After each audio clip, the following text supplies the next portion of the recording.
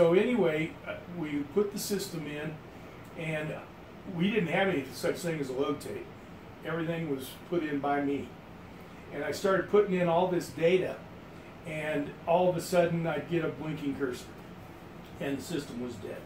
And I'd have to call, they'd fly some guys in from Oak Brook, and we'd look and the read-write heads had crashed.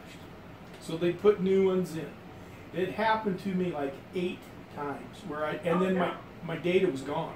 I mean, I had to start all over. So I got to the point where I'd do like an hour's worth of data entry, and then I'd do a backup, which were on those great big platters. Yeah. That took like 4 hours to do a backup.